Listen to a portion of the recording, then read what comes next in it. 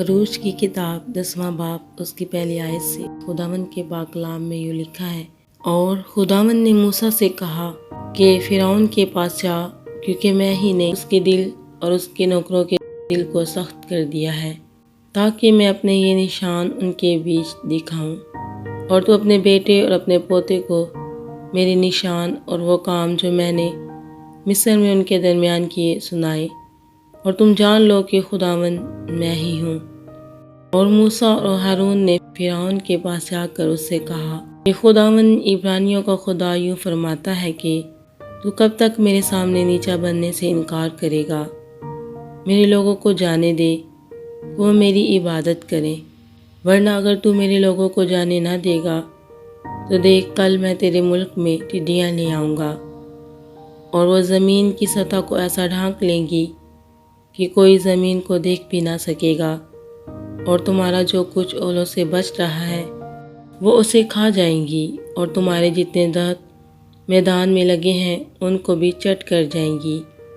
اور وہ تیرے اور تیرے نوکروں بلکہ سب مصریوں کے گھروں میں بھر جائیں گی، اور ایسا تیرے آباء و اجداد نے جب سے وہ پیدا ہوئے اس وقت سے آج تک نہیں دیکھا ہوگا۔ اور وہ لوٹ کر فرعون کے پاس سے چلا گیا۔ تب فرعون کے نوکر فرعون سے کہنے لگے کہ یہ شخص کب تک ہمارے لیے پھندا بنا رہے گا؟ ان لوگوں کو جانے دے تاکہ وہ خداوند اپنے خدا کی عبادت کریں۔ کیا تجھے خبر نہیں کہ مصر برباد ہو گیا؟ تب موسیٰ اور ہارون فرعون کے پاس سے پھر بلا لیے گئے، اور اس نے ان کو کہا کہ جاؤ اور خداوند اپنے خدا کی عبادت کرو۔ پر وہ کون کون ہے جو جائیں گے؟ موسیٰ نے کہا کہ ہم اپنے جوانوں اور بوڑھوں اور اپنے بیٹوں اور بیٹیوں اور اپنی بھیڑ بکریوں اور اپنے گائے بیلوں سمیت جائیں گے، کیونکہ ہم کو اپنے خدا کی عید کرنی ہے۔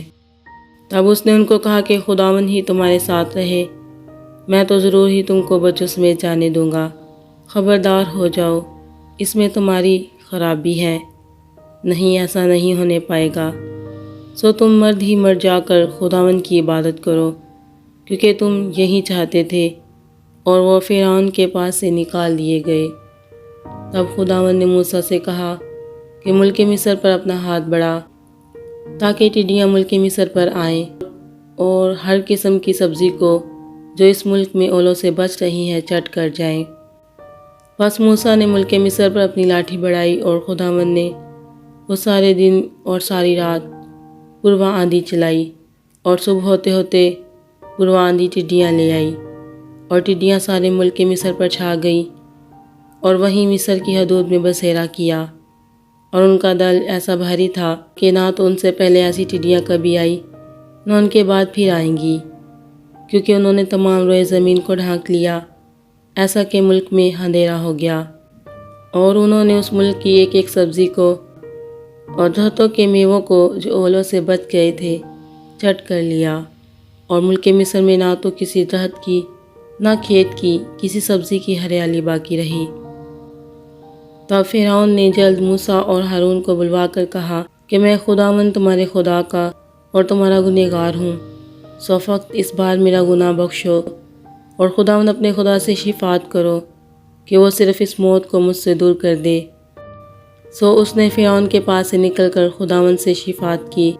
اور خداوند نے پچھواں آندھی بھیجی جو ٹڈیوں کو اڑا کر لے گئی اور ان کو بحر کلثم میں ڈال دیا، اور مصر کی حدود میں ایک ٹڈی بھی باقی نہ رہی۔ پر خداوند نے فرعون کے دل کو سخت کر دیا، اور اس نے بنی اسرائیل کو جانے نہ دیا۔ پھر خداوند نے موسیٰ سے کہا کہ اپنا ہاتھ آسمان کی طرف بڑھا،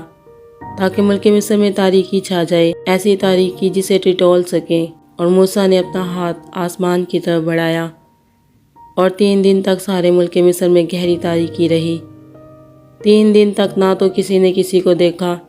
اور نہ کوئی اپنی جگہ سے ہلا، پر سب بنی اسرائیل کے مکانوں میں اجالا رہا۔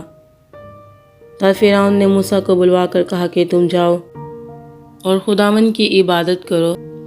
فقط اپنی بھیڑ بکریوں اور گائے بیلوں کو یہیں چھوڑ جاؤ، اور جو تمہارے بال بچے ہیں ان کو بھی ساتھ لیتے جاؤ۔ موسیٰ نے کہا کہ تجھے ہم کو قربانیوں اور سوہتنی قربانیوں کے لیے جانور دینے پڑیں گے، تاکہ ہم خداوند اپنے خدا کے آگے قربانی کریں۔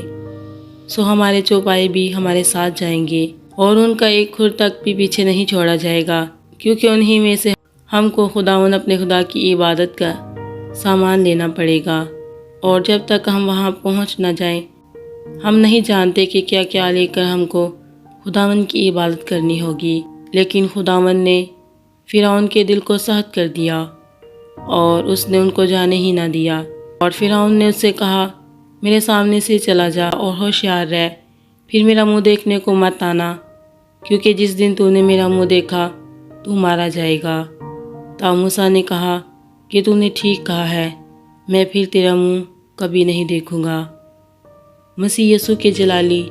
اور بابرکت کلام کے پڑھے اور سنے جانے پر اس کی خاص رحمت اور برکت نازل ہو۔ خدا باپ کا شکر ہو اور آپ سب کی سلامتی ہو، آمین۔